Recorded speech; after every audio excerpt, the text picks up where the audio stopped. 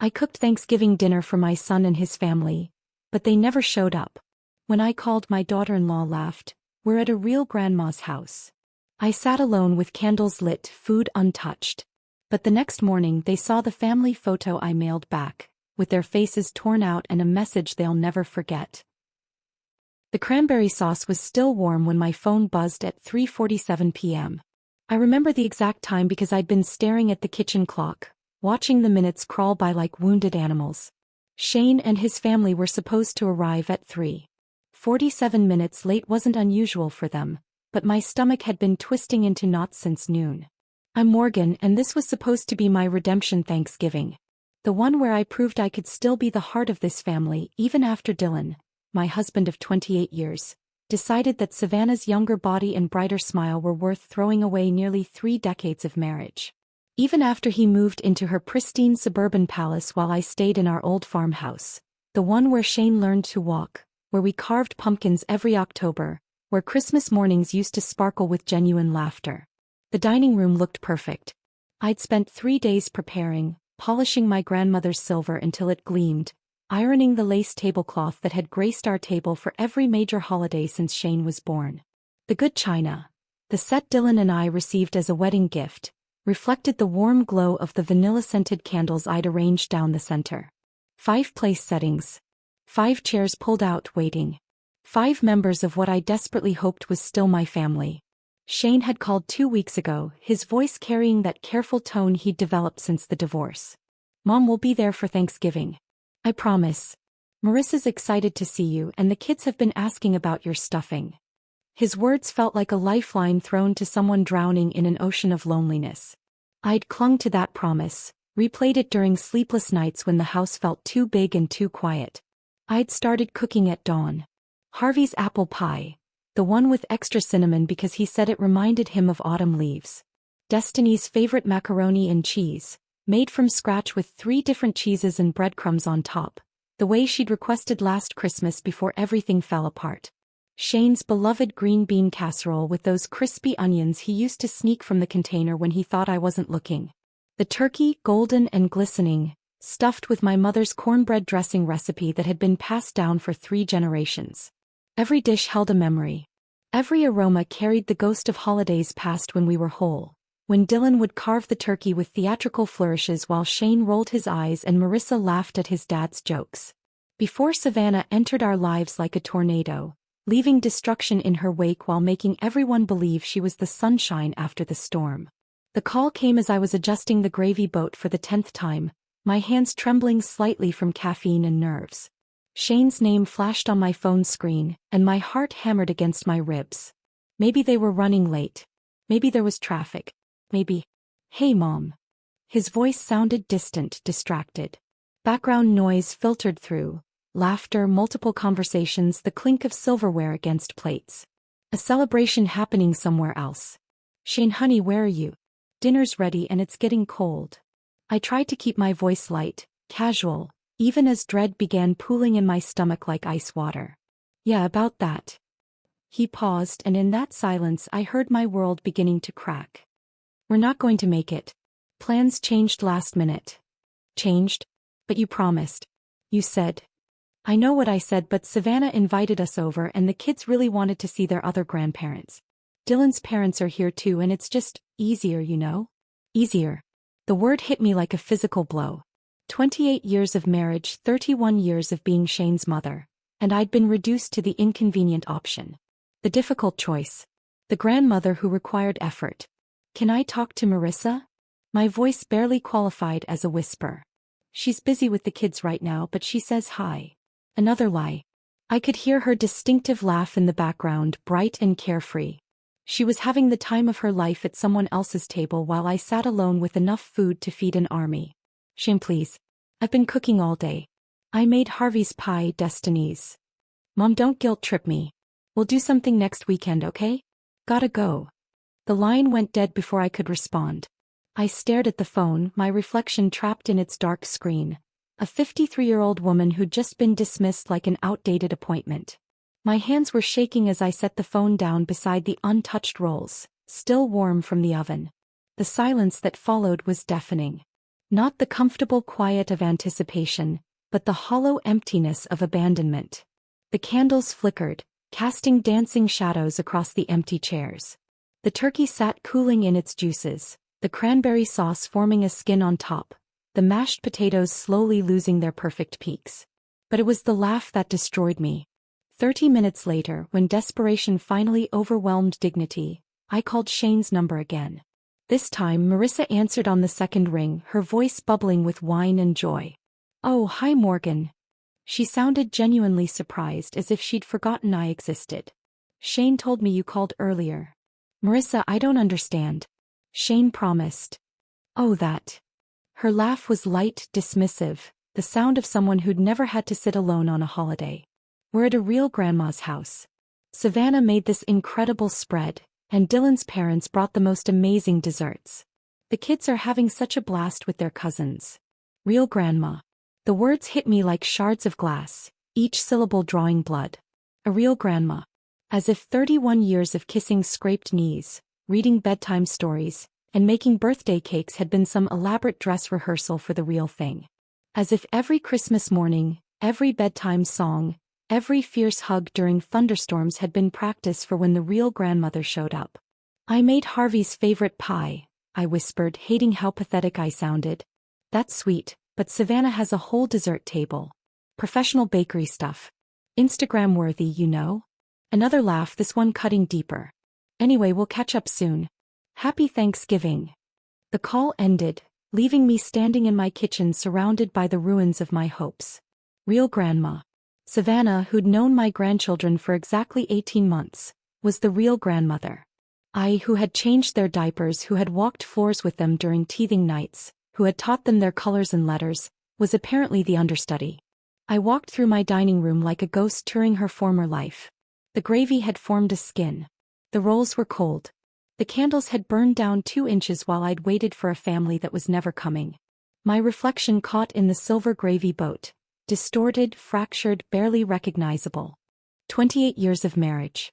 31 years of motherhood. 60 years of life. And in one afternoon, one conversation, one carelessly cruel laugh, I'd been erased. Not just forgotten, replaced. Upgraded. Traded in for a newer model who made Instagram-worthy desserts and had Dylan's parents' approval. I blew out the candles one by one, watching the smoke curl toward the ceiling like prayers no one would answer. The house fell into darkness except for the kitchen light, where enough food for 5 people waited for no one. The real grandma was probably taking pictures of her perfect table, surrounded by my former family, while I stood alone in the ruins of my Thanksgiving dreams. For the first time since Dylan left, I didn't cry. Instead, something harder and colder settled in my chest. Something that whispered this wasn't over. This was just the beginning. That cold, hard feeling in my chest crystallized overnight into something sharp and purposeful. I woke before dawn, not from sadness but from clarity. The house still smelled like turkey and disappointment, but something had shifted inside me while I slept. The woman who had waited by candles and cold gravy was gone. Someone else had taken her place. I walked through my living room in my bathrobe, my bare feet silent on the hardwood floors Dylan and I had refinished together 15 years ago. The morning light filtered through sheer curtains, illuminating dust motes that danced like tiny ghosts of happier times. Everything looked the same, yet everything felt different. The family photos lining the mantelpiece seemed to mock me now, captured moments of a life that had been built on shifting sand. My eyes stopped on the large silver frame in the center. Last Christmas, the 5 of us gathered around my tree, the one Shane and Marissa had insisted on having at Grandma Morgan's house, because it was tradition. Destiny, then 7, was missing her front teeth in the most adorable way. Harvey, 5, was trying to look serious but couldn't hide his excitement about the presents underneath. Shane had his arm around my shoulders and Marissa was actually smiling. Not the fake Instagram smile she'd perfected recently, but a genuine expression of contentment. I remembered that day with painful precision. How Marissa had complimented my roast, how Shane had fallen asleep on my couch watching football, how the children had begged to stay overnight. "This feels like home," Marissa had whispered while helping me load the dishwasher, and I'd felt such gratitude for her acceptance, her inclusion of me in their expanding family circle. Always. Every smile, every compliment, every moment of warmth theater performed not from any attack I'd launched but from the simple weight of truth. All I'd done was sit at my table and tell my story. Everything else had been their choice, both the initial abandonment and the community's response to it. Sometimes I realized the most powerful revenge was simply refusing to hide other people's shame. The months following my social media truth-telling settled into a rhythm I hadn't experienced in years. Quiet, purposeful, and entirely my own. Spring brought the museum's newsletter featuring my grandmother's brooch, complete with a full-page spread about preserving immigrant legacy through thoughtful donation. Summer delivered Margaret Richardson's meticulously crafted legal documents, officially sealing Shane and Marissa's removal from my estate. By autumn, when the first hints of Thanksgiving preparations began appearing in store displays, I felt something I hadn't expected: anticipation. Not the desperate hope of previous years, but a calm certainty about exactly how I wanted to spend the holiday. This year I shopped for one. The experience was surprisingly liberating. No mental calculations about Shane's preference for dark meat or Marissa's gluten sensitivities. No anxiety about whether Harvey would eat the green bean casserole or if Destiny might suddenly develop a new food aversion. Just me wandering the grocery aisles at my own pace, selecting exactly what appealed to me. A small heritage turkey from the local farm. Fresh cranberries for sauce that would be neither too tart nor too sweet, but exactly how I liked it. Butternut squash soup, something I'd never made when cooking for the family because Dylan claimed it was too fancy, and Shane insisted it looked weird. Sweet potato soufflé with real maple syrup instead of the marshmallow-topped version the grandchildren demanded. For the first time in decades, my Thanksgiving menu reflected my tastes, my preferences, my vision of what a perfect meal should be. The preparation felt like meditation. No rushing to accommodate arrival times or dietary restrictions. No stress about timing multiple dishes to finish simultaneously. I started cooking Tuesday morning, moving through each recipe with the unhurried pleasure of someone creating art rather than meeting obligations. Wednesday evening I set my table. One place setting, but not in a way that suggested loneliness or abandonment. I positioned my chair at the head of the table, facing the windows that looked out over my back garden. The good china, what remained after Dylan's divorce pillaging, gleamed in the late afternoon light. Fresh flowers from my own garden created a centerpiece that didn't need to accommodate conversation or serving dishes. One wine glass, catching the last rays of November sunshine. It was beautiful, elegant, intentional. Thursday morning arrived crisp and bright, the kind of November day that made bare tree branches look like architectural drawings against a pewter sky. I woke without an alarm, without anxiety, without checking my phone for last-minute cancellations or schedule changes. The house was perfectly quiet except for the soft jazz playing from my kitchen radio and the gentle bubbling of stock simmering on the stove. I dressed carefully, not for anyone else, but because the day felt worthy of ceremony. The burgundy dress I'd bought for myself last month, paired with my mother's pearl earrings. Lipstick applied with the same care I'd once reserved for special occasions with extended family. This was a special occasion, I realized. Just not the kind I'd previously understood. The meal preparation became a dance performed for an audience of one. I basted the turkey while humming along to Duke Ellington. Stirred the cranberry sauce while watching squirrels perform acrobatics outside my window. Arranged rolls in a basket with the same attention to presentation I'd once lavished on dinner parties for 12. At exactly 2 o'clock, the time I'd always served Thanksgiving dinner, I lit a single candle in the center of my table. Not the elaborate candelabra of previous years, but one perfect taper in my grandmother's silver holder. The flame cast dancing shadows across my solitary place setting, transforming what could have looked like sadness into something that felt more like sanctuary.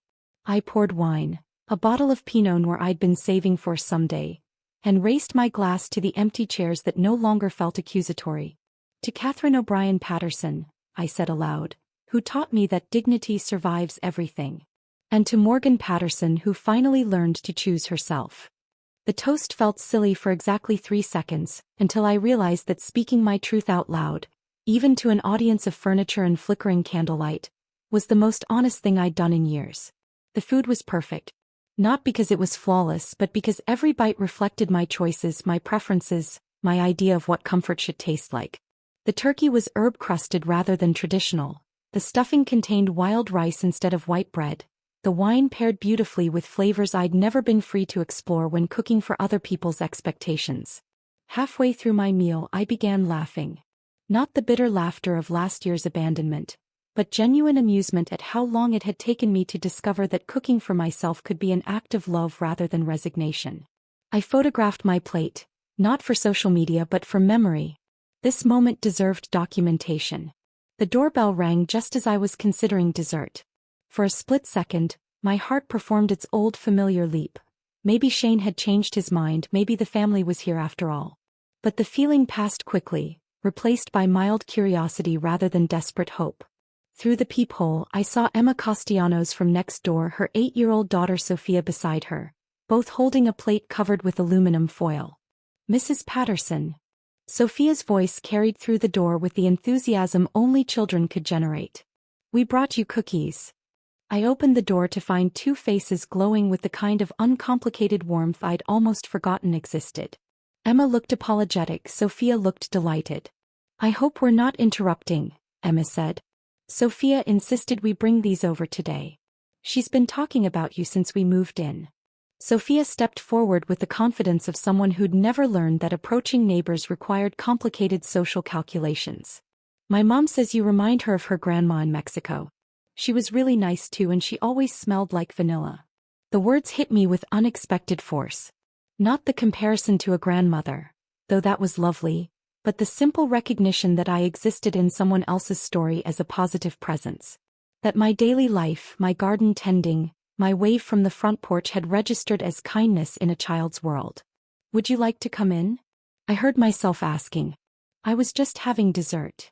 20 minutes later, Sophia was explaining her elaborate theory about why squirrels were probably secret agents while her mother and I shared coffee at my kitchen table. The formal dining room felt too ceremonial for this spontaneous connection, but the kitchen, with its warm light and lingering aromas of the day's cooking, felt exactly right. "This house always smells amazing," Emma said, cradling her coffee mug. "Sophia asks every time we walk by if we can stop and visit the cookie lady." "I don't actually bake that many cookies," I admitted. "It's not about the cookies," Emma replied with the wisdom of someone who understood metaphor. "It's about feeling welcome." They stayed for an hour, filling my kitchen with conversation that had nothing to do with family obligations or social expectations. Sophia told me about her school play, her pet hamster, her theory that Thanksgiving was really a celebration of squirrels preparing for winter. Emma shared stories about adjusting to small-town life after growing up in Los Angeles, about finding community in unexpected places. When they left, hugging me goodbye with the casual affection of people who plan to see each other again soon, I realized something fundamental had shifted. This Thanksgiving hadn't been about what I'd lost. It had been about what I'd found. Not just peace but possibility. Not just solitude but the freedom to choose my own connections. Later that evening, as I was washing my single-place setting and storing leftovers in containers sized for one person's meals, my phone buzzed with a text from Shane. "The kids have been asking about you. Can we set up a visit?" I dried my hands carefully before responding, taking time to consider my words. "They know where I live. We'll be here. One visit a year unlocks their future." His reply came quickly. "What does that mean?" "It means exactly what it says. Your children are welcome here anytime. You and Marissa are welcome here when you're ready to treat me with the respect I deserve. The legal documents you received explain the rest." I turned off my phone without waiting for his response. Whatever he needed to process about the new terms of our relationship could happen on his own time. I had dishes to finish, a candle to blow out, and a profound sense of contentment to savor. Standing in my kitchen, surrounded by the peaceful aftermath of a perfect Thanksgiving, I understood that I hadn't been seeking revenge at all. I'd been seeking freedom, from their expectations, their casual cruelty, their assumption that my love came without conditions. They taught me that I wasn't the real grandmother. I'd learned that I was something better. A real woman with real boundaries who finally understood that the best relationships were chosen, not assigned. Peace, I discovered, was the most satisfying course of all. If this story of Morgan's perfect revenge had you gripping your phone, smash that like button right now. My favorite part was when Morgan tore their faces from the family photo and mailed it back with that devastating message. What was your favorite moment of her sweet revenge? Drop it in the comments below. Don't miss more stories of people who refuse to be walked over. Subscribe and hit that notification bell for your next dose of satisfying justice.